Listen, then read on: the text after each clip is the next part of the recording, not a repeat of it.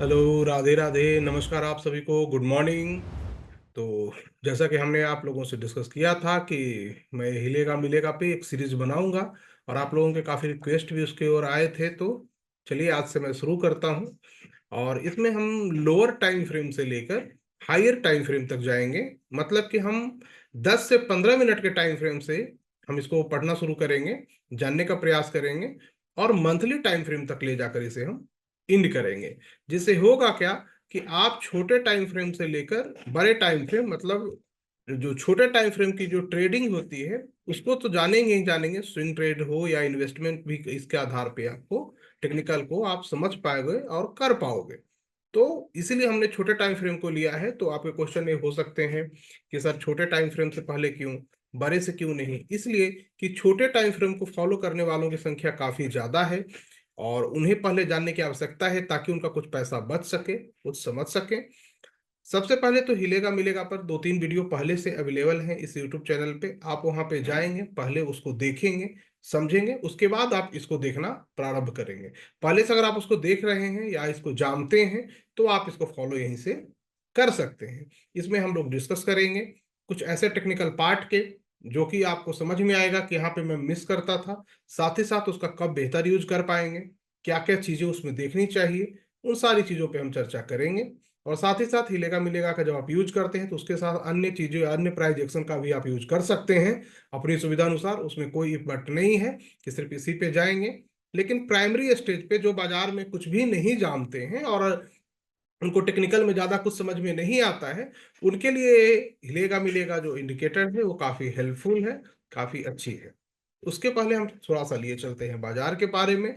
बाजार पे थोड़ी सी डिस्कस कर लेते हैं ताकि आप लोगों को समझ में आए कि जिस जगह पे मार्केट खड़ी है यहाँ से हम लोगों का आगे का प्लान क्या हो सकता है, कैसे हो सकता है।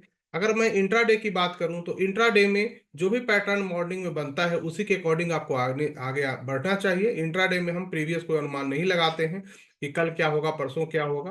कोई भी एस्ट्रोलॉजी नहीं कर सकता है। तो मार्केट खुल गई, मार्केट ओपन हो गई, उसके बाद हम लोग देखते हैं। जैसा कि आज इंट्राडे में मार्केट ओपन हुआ, दिखा कि मार्केट गिरनी चाहिए, हमने अपडेट भी किया आप लोगों को कि मार्केट यहाँ से गिरनी चाहिए। एक रेजिस्टेंस क्रिएट किया है डे हाई ने, और बाजार वहां से फॉल हुई है।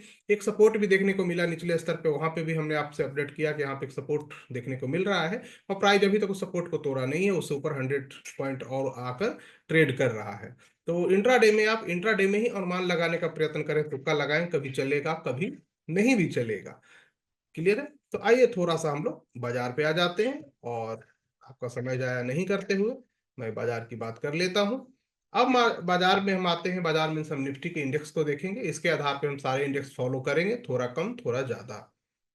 अब आप देखोगे यहाँ पे कि ये हमारी वीकली टाइम फ्रेम है। वीकली टाइम फ्रेम में हमें देखने को क्या मिल रहा है कि एक हैमर डाउन कैंडल हुई है। हैमर डाउन मतलब कि पिछले 2-3 सप्ताह का जो मूव था एक ही बार में, एक ही सप्ताह में खत्म कर दिया गया है। तो जब भी बाजार को एक टाइम वाइज करेक्शन में ले जानी होती है तब एक हैमर डाउन कैंडल बनता है। मतलब 2-3 सप्ताह का, 4-5 सप्ताह तक का एक ही कैंडल में वो गेम ओवर कर देता है। तो उसे हैमर डाउन कैंडल कहते हैं। और इस प्रकार की अगर कोई बनती है, जो इवेंट पे बनती है, खासकर कोई न्यूज आती है, तब इस केस में क्या होता है कि जितने भी सेलर होते हैं उनको खत्म कर दिया जाता है, उनको ट्रैप कर लिया जाता है, और बाजार वहां से ऊपर चली जाती है। तो यहाँ पे दो कंडीशन आपको मिलेगी, मैं इसको बताने का प्रयत्न कर रहा हूँ। तो hammer down candle weekly basis पे बना है, और बनने के बाद अभी 20 ऐसे में वीकली पे जाकर बाजार खड़ी है। अब ये पिछली बार 20 SMA कब था? 2023 के नवंबर महीने में ये 20 SMA के ऊपर आया था। इसके बाद आज तक ये अपने 20 SMA को वीकली बेसिस पे ब्रेक करके क्लोज नहीं किया है। तो एक मेजर सपोर्ट की तरह भी काम कर रहा है। यहाँ पे भी इसने सपोर्ट लेने का प्रयास किया, यहाँ भी, यहाँ भी। तो चूंकि ये डायनेमिक सपोर्ट के लिए जाना जाता है, मूविंग एवरेज, और यहाँ पे रुका हुआ है, तो आप ये मानकर चलो कि जब तक प्राइस अब इसके नीचे क्लोज नहीं करेगी, नीचे नहीं जाएगी। लेकिन अगर इसके नीचे क्लोज कर जाती है तो उस केस में क्या होगा कि आपको बाजार सीधा आपको इस जोन तक दिखाने का प्रयत्न करेगा, जो इसका 50 SMA ले लें, 63 तक नहीं लेंगे, 50 SMA तक जाने का प्रयत्न करेगा, जो कि इस जोन के आसपास आपको देखने को मिलेगा। 63 तो बहुत ज्यादा हो जाएगा, ये गया तब तो फिर पूरा सिस्टम ही बदल देगा, वो वाली स्थिति आ जाएगी। ये हो गई पहली बात। दूसरी कि अब बुल कहां से आएगा। तो बुल आने के लिए आप देखें यहाँ पे जिस तरह से पैटर्न बना रही है, डब्लू बना सकता है। ये यहां से ऐसे गया, ऊपर गया, नीचे गया, और ये इसको क्रॉस करके क्लोज किया तो डब्लू बन जाएगा डे टाइम फ्रेम पे। ऐसी संभावना है, क्योंकि डब्लू मोस्टली आपको डे टाइम फ्रेम पे और आवरली पे बनते हैं। तो डब्लू बनने का नियम क्या है कि इसके ऊपर हमें क्लोज चाहिए, मतलब जिस दिन बाजार 25,290 के ऊपर क्लोज कर जाती है तो ये डब्लू कंफर्म हो जाएगा, और जैसे ही डब्लू कंफर्म होगा ये हाई को ब्रेक करने की कोशिश करेगा। डब्लू जब भी कंफर्म होती है तो पुरानी जो हाई होती है उसको ब्रेक करने की कोशिश करता है। तो इस चीज पे भी आप नजर रखिएगा यहाँ पे, मतलब इस जगह पे जाकर ना ज्यादा बुलिश हो जाना है ना ज्यादा बेरिश हो जाना है। प्राइस को कंफर्म होने देना है कि आप आगे से स्विंग में क्या करना चाहते हो। इंट्राडे में तो जो हो रहा हो इंट्राडे बेसिस पे आप अनुमान लगा लो, लेकिन स्विंग में हम प्राइस को ये जोन दे देंगे 25,300 का जोन, और नीचे की तरफ आप 20 SMA वीकली का जोन। अगर दोनों में से जिस आइदर साइड ब्रेक करके क्लोज कर जाएगा उसी साइड में हमारी स्विंग की डायरेक्शन बनेगी। इसका मतलब कि अभी के टाइम फ्रेम में स्विंग में हमें क्या करना चाहिए। अभी के टाइम फ्रेम में स्विंग में हमें इंतजार करनी चाहिए, वेट करनी चाहिए, या इंडेक्सेस में आप ट्रेड करते हैं तो कवर कॉल करनी चाहिए। चाहे वो कवर कॉल आप सेल साइड में कर सकते हैं, बाइंग साइड में भी कर सकते हैं, लेकिन आपकी मर्जी है, आप सेल साइड कर लो चाहे बाइंग साइड कर लो, मतलब कि फ्यूचर शॉर्ट करके पुट शॉर्ट कर दो या फ्यूचर लॉन्ग करके कॉल शॉर्ट कर दो, ये आपकी मर्जी है विथ ए सेल।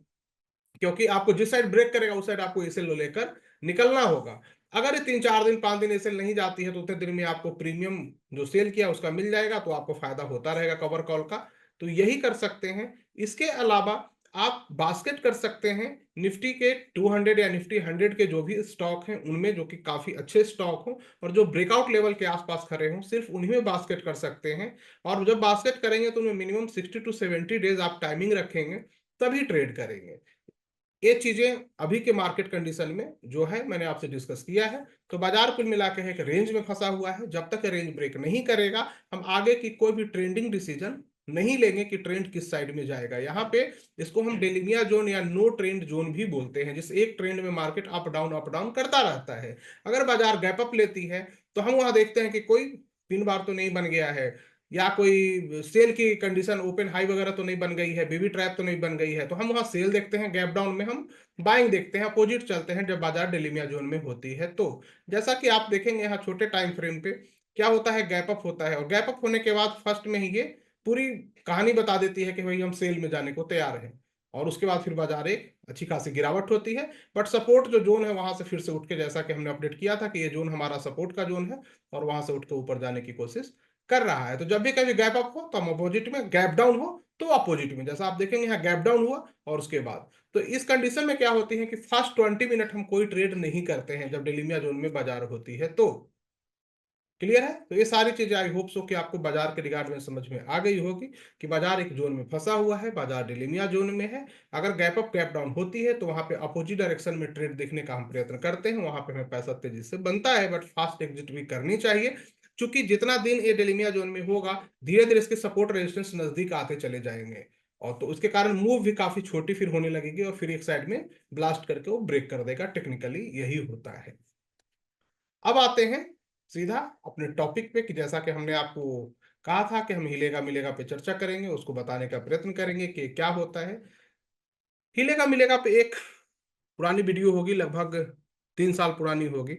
आप वहां जाएंगे 2-3 वीडियो आपको मिलेगी, और उसको पहले देखिएगा, आपको बहुत कुछ सीखने को मिलेगा। जैसा कि मार्केट में मूलतः 4 चीजें होती हैं जो कि पहले भी हमने बताई हैं: प्राइस, वॉल्यूम, स्ट्रेंथ और उसका मोमेंटम। प्राइस, वॉल्यूम, स्ट्रेंथ और उसका मोमेंटम, इन्हीं 4 चीजों पे जितने भी टेक्निकल टर्म है वो काम करते हैं, चाहे वो प्राइस एक्शन हो, चाहे इंडिकेटर हो, चाहे वेव हो, चाहे कुछ भी हो मार्केट में, व्हाट्सएवर कुछ भी हो, वो इन्हीं 4 चीजों से काम करता है, और 4 चीजों के द्वारा ही वो नियंत्रित होते हैं, चलते हैं। और इन्हीं 4 चीजों का अध्ययन हम लोग टेक्निकल एनालिसिस में करते हैं। अगर आप इंडिकेटर बेस्ड ट्रेडिंग करते हैं तो कुछ इंडिकेटर प्राइस और वॉल्यूम से मिलके होते हैं, कुछ इंडिकेटर मोमेंटम से मिलकर बने होते हैं। तो हिलेगा मिलेगा में क्या है कि हमने इस प्रकार से इसको डिजाइन किया है कि हमें ये चारों चीजें लगभग एक जगह पे मिले, जिससे कि हमें ट्रेडिंग डिसीजन लेने में आसानी हो, और हम अपनी सुविधानुसार मार्केट में कब बाइंग करना है कब सेल करना है इन चीजों को समझ पाए और एक अच्छी डिसीजन ले पाए। तो सबसे पहले कि इसको हम लगाते कैसे हैं, इसको बनाते कैसे हैं, ये मैं आपको बता दूं। ऐसे तो मैंने पहले भी बता रखा है, अभी बताता हूं। जीरोधा पे तो आप इसे बना लेते हैं, अब स्टॉक पे भी बन जाएगा। जिन लोगों का ब्रोकर दूसरे अकाउंट में है, एंजल हो या कोई और में, जहां पे कि आप इसको नहीं लगा पाते हैं, उनके लिए मेरी सलाह है कि ट्रेडिंग व्यू पे जब आप जाओगे और हिलेगा मिलेगा टाइप करेंगे या सुपर इंडिकेटर टाइप करेंगे, तो वहां पे बहुत से हमारे स्टूडेंट के द्वारा या आप लोगों के द्वारा बनाया गया है, वहां पे इसका मिल जाएगा आपको। काफी 3 4 5 मिलेंगे, तो आप देख लीजिएगा, अगर आपके ब्रोकर नहीं बना दे देते हैं तो इसे तरीका क्या है बनाने का, आप यूं समझेंगे। इसमें हम सबसे पहले, मैं आरएसआई को हटा देता हूं, सबसे पहले स्टडी में जाएंगे और यहाँ पे आरएसआई को लेंगे। आरएसआई लेने का पर्पज है कि हमें इसका स्ट्रेंथ का मालूम चले कि इसकी क्या है, और साथ ही साथ हमें इसका एक जोन भी मालूम चले कि कहाँ पे ये आरएसआई हिट जोन हो रही है, कहाँ पे ये ब्लैंक जोन हो रहा है, जहाँ पे हमें बाइंग की अपॉर्चुनिटीज देगा। ऐसे तो आरएसआई 14 डेज का होता है, इसमें हम लोग 9 डेज का लेते हैं। 9 डेज का लेने का पर्पज क्या है कि लगभग 2 सप्ताह के आसपास का डाटा हमें चाहिए, अगर हमें क्विक किसी ट्रेंड को पकड़ना हो तो। 14 डेज में वो थोड़ा सा लेट हमें मिलता है, जिसके कारण समटाइम वो प्राइस काफी ऊपर देखने को भी मिलता है, जिसमें फोमो के कारण हम उसे नहीं खरीद पाते हैं, या हम लोगों को लगता है कि वो प्राइस मिस हो गया है, वो काफी महंगा या सस्ता हो गया, तो नहीं ले पाते हैं। तो यहाँ पे क्या करेंगे कि हम इसे 50 और ओवरसोल्ड जोन को भी 50 में बदल देंगे, और इसकी कलर को थोड़ी सी हम लोग चेंज कर देंगे। इसका कलर जनरली मैं ब्लू रखता हूँ, इसको मैं नाम भी रखता हूँ कि पानी में चला गया, तो इसको आप अपनी सुविधा अनुसार नाम रख सकते हैं। इस प्रकार से पहले हमने आरएसआई में कुछ चेंजेस किया, जिससे कि आपको ये देखने को मिला। उसके बाद क्या करना है कि आपको मूविंग एवरेज सेक्शन में जाना है, और मूविंग एवरेज में जाकर यहाँ पे हम 21 पीरियड का लेंगे, और यहाँ हम लोग WMA लेंगे, सॉरी वेटेज का लेंगे, और एक क्लोज की जगह पे इन्हें हम लोग आरएसआई पे डालेंगे। इसमें आप चेंज कर सकते हैं अपनी सुविधा अनुसार, 2 4 पॉइंट से, उससे ज्यादा नहीं करेंगे। यहाँ पे हम लोग 3 EMA का यूज करेंगे, 5 भी कर सकते हैं, लेकिन समटाइम ऐसा देखा गया है कि 5 में आपको सिग्नल लेट से मिलेंगे, तो काफी एक्सपर्टीज पे हो जाए तभी आप 5 का यूज करेंगे। इसे भी हम लोग आरएसआई पे ही फिट कर देंगे।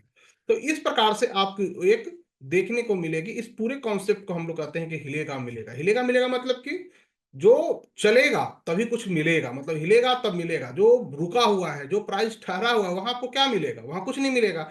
तो प्राइस में जो मोमेंटम होगी, इसको ये बताने की कोशिश करेगा। तो इस प्रकार से आपको कंडीशन बन जाएगी। अब हम हिलेगा मिलेगा को ट्रेड कैसे करें, क्योंकि इस पे तो पहले मैंने वीडियो बताई है। तो बात यहां हो रही छोटे टाइम फ्रेम पे हम ट्रेड कैसे करें, इंट्राडे बेसिस पे हम कैसे इसको ट्रेड करेंगे। तो इंट्राडे पे कैसे ट्रेड करने का तरीका क्या है कि आप इसमें 5 मिनट से लेकर 15 मिनट तक का टाइम फ्रेम का यूज कर सकते हैं, जो इसका सबसे स्मॉलर टाइम फ्रेम होता है। और इस टाइम फ्रेम पे भी अगर आप इसको यूज करते हैं, तो आपको कहीं ना कहीं ये बताएगा कि आपको एक्चुअल में करना क्या है।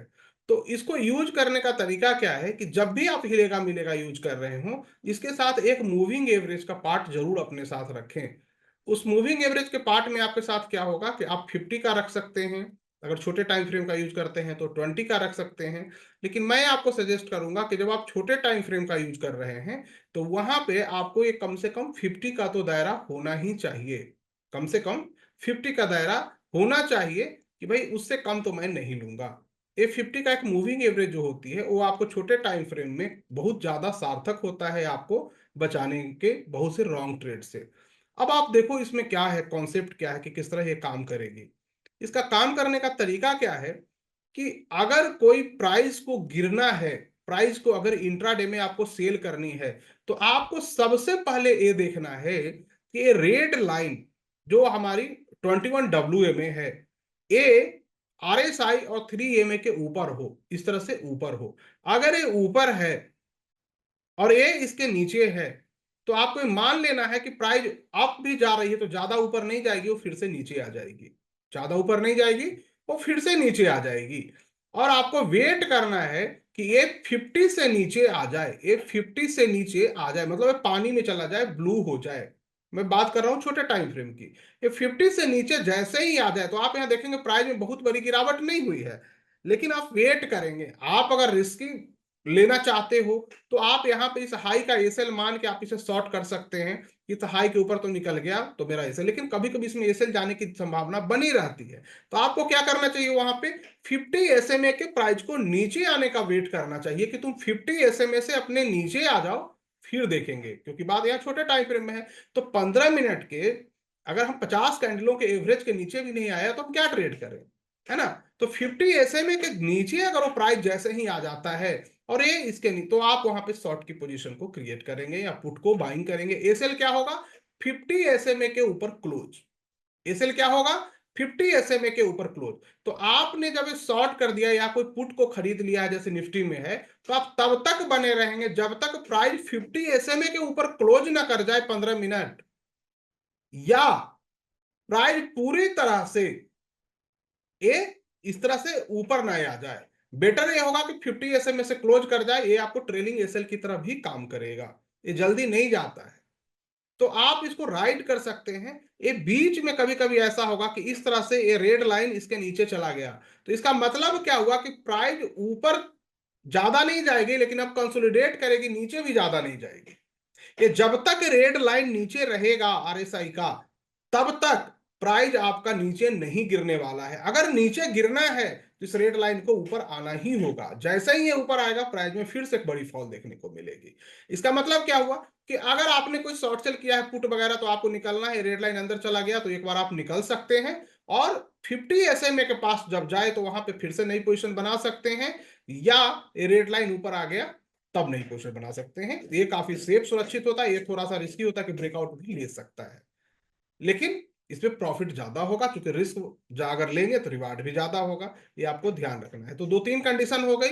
पहली के पुट बाइंग करेंगे, रेड लाइन अंदर गया हम बाहर हो गए, या दूसरा यहां पे गया हम एक बार बाहर हो गए, फिर से नई पोजीशन क्रिएट कर लिए, नहीं कर पाए, डर लग रहा है, क्योंकि प्राइस जब ऊपर जाता रहता है तो डर लगता है, कॉन्फिडेंस नहीं उतना आता है।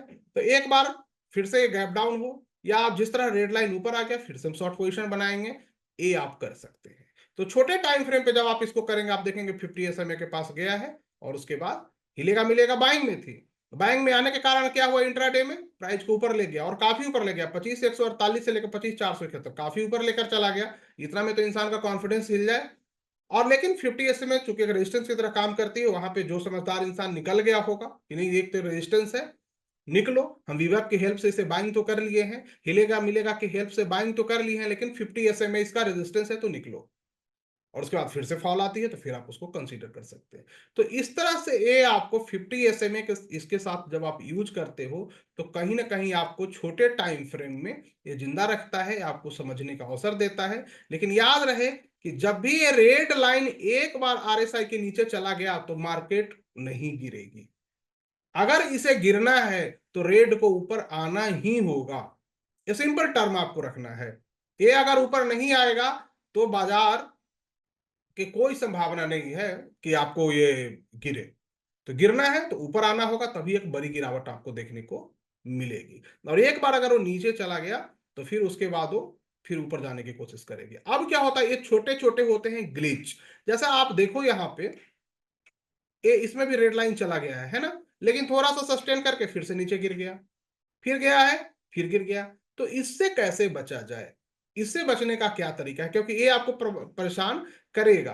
तो रेड लाइन जब नीचे चला जाए तो उसके बाद आपको ये देखना है कि ये सस्टेन करे, काफी देर तक सस्टेन करे, और एक कैंडलों की क्लोजिंग उसके हाई के ऊपर हो। यहाँ पे मतलब ये रेड लाइन चला गया तो सस्टेन भी कर रहा हो, और ये जो क्लोजिंग है इसके, इस क्लोजिंग के ऊपर इसकी क्लोजिंग हो, इसके क्लोजिंग के ऊपर इसकी क्लोजिंग हो। मतलब क्लोजिंग जो कैंडलों की है 15 मिनट की, वो हाई के ऊपर हो। अगर इसके नीचे गया है तो, अगर नहीं हो रहा है, कोई एक भी नहीं हो रहा है, तो इसका मतलब है कि कुछ गड़बड़ है, ये प्राइस को फिर से गिरा देगा। और फिर से जैसे ही ये ग्रीन लाइन ऊपर आएगा, ये 3 EMA का, ये जो पुरानी लो है इसको काट देगा। इसका ये भी नियम है कि ग्रीन लाइन फिर से, जैसे ग्रीन लाइन देखिए अंदर है, ये ऊपर आया तो ये काट देगा, क्योंकि ये मोमेंटम को बताता है। जब जब ग्रीन लाइन इस तरह से आरएसआई से डिफरेंसेस बनाएगा, मोमेंटम स्टार्ट हो जाती है। तो एक मोमेंटम को भी दिखाता है।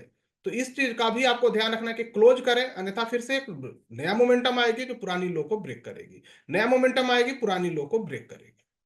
तो इस तरह से एक काम करेगा और आपको बचा के रखेगा। और हिलेगा मिलेगा एक बार बाइंग में आ जाए, एक के ऊपर एक क्लोज कर जाए, जहां भी आपको देखिए क्लोजिंग हाई कर रही है तो वहां पे आप बाइंग की कंडीशन बनाएंगे, और बाइंग की कंडीशन बनाने के बाद प्राइस देखेंगे कि एक बार रेजिस्ट किया, करने का प्रयत्न किया, थोड़ा सा नीचे आया, ब्रेकआउट लिया और एक कंफर्म कर दिया कि हम तो बाइंग में हैं, और ये फिर आपको ऊपर लेकर जाता है। ये आपको ग्लिच देखने को मिलेंगे, तो इनसे घबराना नहीं है। इनसे तब तक नहीं घबराना है जब तक कि ये ब्लू ना हो जाए या पूरी तरह से ये दिखने ना लगे, सस्टेन ना करने लगे। ये बात आप ध्यान रखना है, इनसे घबराना नहीं है छोटे छोटे से कि ये हुआ तो हम निकल गए, हुआ। ये मोमेंटम बस खत्म करता है, ये दिखाता है कि मोमेंटम खत्म करता है। मेन सेलिंग आपको तभी आएगी जब ये 50 के नीचे आ जाएगी। मैं छोटे टाइम फ्रेम की बात कर रहा हूं। अब गिरता हुआ प्राइस अगर एक जगह सस्टेन कर जाए और ऊपर की तरफ क्लोज कर रहा है और हिलेगा मिलेगा बाइंग में आ गया है, तो हिलेगा मिलेगा का एसएल मान के कि रेड लाइन जब तक नीचे हम बाइंग में बैठे रहेंगे, आप इसको राइड कर सकते हैं और देखेंगे प्राइस में कोई बड़ी मूव आ जाएगी और आपको कहीं ना कहीं पैसा बनाकर दे देगा। और जैसे ही ये हिलेगा मिलेगा में रेड लाइन ऊपर आ गया, प्राइस भले सस्टेन कर रहा है, आपको ट्रेड में बाइंग साइड में नहीं रहनी है, आपको एग्जिट होकर बैठना है कि रेड लाइन नीचे जाओ तभी हम ट्रेड में रहेंगे बाइंग साइड में, रेड ऊपर रहोगे तो हम सेल साइड में रहेंगे। ये बात को ध्यान रखना है आपको। तो प्राइस अगर एक जगह सस्टेन करा, रेड ऊपर आ गया है, तो आप वहां रुक जाइए कि भाई अब नीचे जाओ तब तो हम बाइंग करेंगे। ये थोड़ा सा आप ध्यान रखेंगे तो कहीं ना कहीं आपको ठीक ठाक काम करेगा। और 50 SMA का हेल्प जरूर लीजिएगा, ये आपको मदद करेगा ही करेगा। तो छोटे टाइम फ्रेम पे काफी ग्लिच होते हैं, लेकिन 50 SMA के डाल देने के कारण हिलेगा मिलेगा सिस्टम में आपको बहुत सारी परेशानियों से बचा सकता है, और आपको बहुत से ऐसे ट्रेंड से भी बचा सकता है जहां पे आपको गलत होने की संभावना होती है। जैसे देखिए आप 50 SMA ऊपर है, हिलेगा मिलेगा में भी रेड लाइन ऊपर है, दोनों का सपोर्ट मिल रहा है, तो हम यहाँ पे कोई पुट अगर बाइंग करते हैं तो हाई का एसएल लेकर बैठे रहेंगे, या इसके ऊपर क्लोज कर जाओ दो कैंडल, तो ये काफी छोटा एसएल हमारा होगा और उसके बाद बाजार में एक अच्छी खासी फॉल देखने को मिल जाती है। तो इससे आप बच सकते हैं। जैसे यहाँ पे देखिए 50 SMA के नीचे है, यहाँ पे भी है, तो यहाँ पे अगर किसी व्यक्ति ने पुट ले लिया तो उसका एसएल क्या होगा, इसके ऊपर दो क्लोज या हाई का सबसे बेस्ट एसएल। सबसे बेस्ट एसएल क्या होगा, जो हैमर डाउन कैंडल है उसके हाई के ऊपर। तो आपने देखा कि ऊपर आकर इसका एसएल तो खा गया है, बट हैमर डाउन कैंडल का एसएल इसने नहीं खाया है।